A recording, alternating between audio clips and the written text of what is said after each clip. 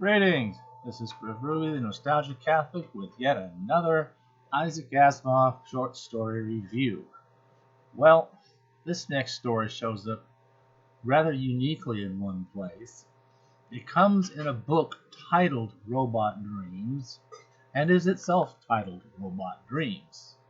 Contrary to what one would have thought, this is not a whole great big novel about robots that are dreaming. In fact, if you look at the table of contents, you'll see that this book consists entirely of other robot stories that, as it turns out, all but one of which have already been covered in this series of mine.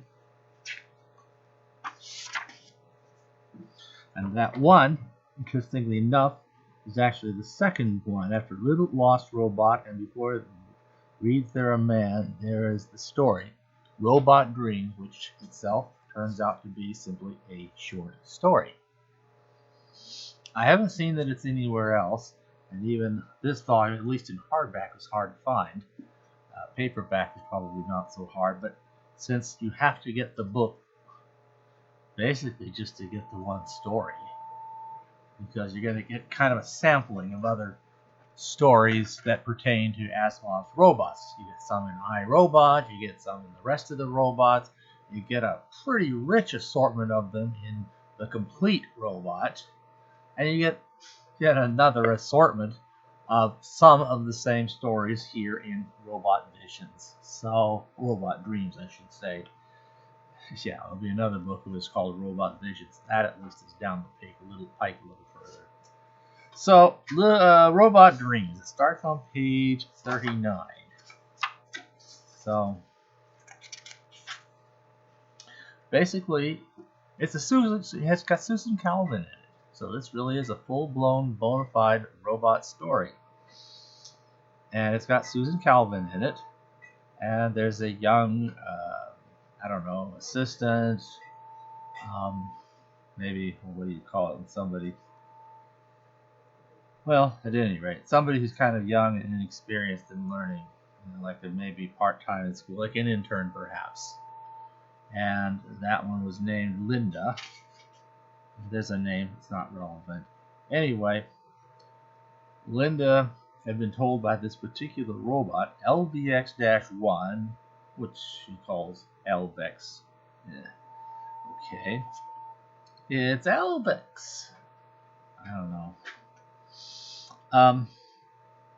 Elvex reported to its main caretaker or human being with whom was working with it, that's Linda, that it had a dream.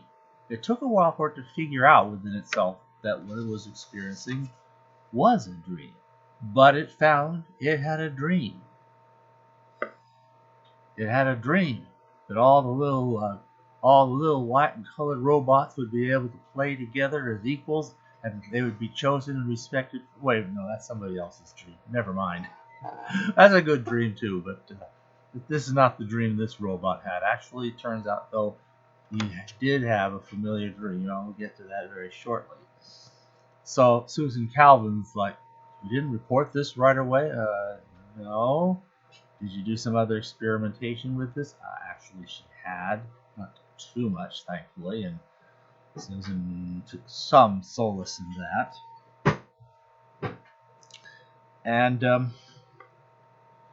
by the way, she also has this way of, Linda's last name is Rash, and Susan Calvin characterizes as having been Rash for some of the steps that she has taken. So, okay. Yeah, see, by now, Susan Calvin is this living legend, and who the heck is Linda Rash? Just new, inexperienced, and so forth. I thought it would produce a brain pattern with added complexity. She used fractal geometry. Okay, fractals are cool. But she didn't consult, that's what it was. So, he says, well, why didn't you talk about it? Well, I was afraid it might be stopped. You're right, that would have been. Am I? So, and she decided to give the robot something more of a human-style vocabulary. You really thought I'm a mate? Oh, yeah. I think, no, you don't. But I do think, really? I've never seen you do it. Okay. A little bit of that kind of minor humor along the way.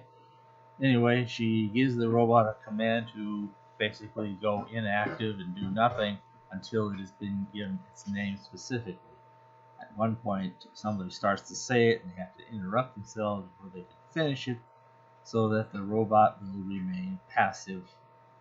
And then finally Susan Calvin says, Eldex, and the robot then says, yes, Dr. Calvin. How do you know you've dreamed? And he talks about how he reached the conclusion. And then they have the robot freeze again. There was one place where somebody said its name and somehow it didn't revive. Oversight. Okay. Anyway.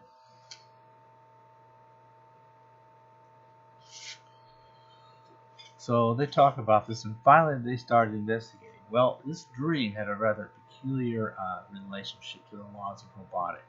Apparently, it dreamed of some existence in which the first and second law didn't exist, and the third law was only somewhat that it did see, was somewhat came in an abridged form. Namely, a robot must protect its own existence. Nothing about the first or second law and how the third law is subject to the conditions set by the first two. So Susan Calvin is understandably concerned about that. In its dreams, as an ordinary active robot being used, it cannot operate outside, those three laws. But within its dreams, it dreamt of an existence in which it had only to contend with the third law, and only that part of it that pertained to its desire to preserve its own existence. Then the question came up, where did it involve only other robots, or did it involve humans? Well, it had pictured robot being beaten down and bent over with oppression and hard labor, even though it had never seen any such robots. Finally, we get to it. The robot does dream of one human, and basically itself as the human being, calling to say, let my people, my fellow robots, go. Well, Susan Calvin, I'll say that I won't spoil the end as far as what Susan Calvin does about that situation. But suffice to say, I don't know how surprising the end will actually turn out to be, but you have now a robot that thinks of Moses in its dreams. That is the story. It's okay.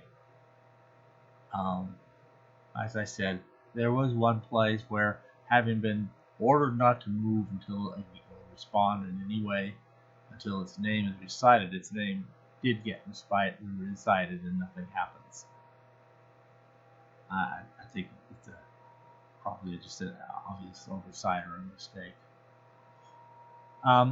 Other than that, there are no different versions I can compare. Apparently this one in this book is the only appearance of it. It may be easier to find by getting a paperback version of the book, I suppose.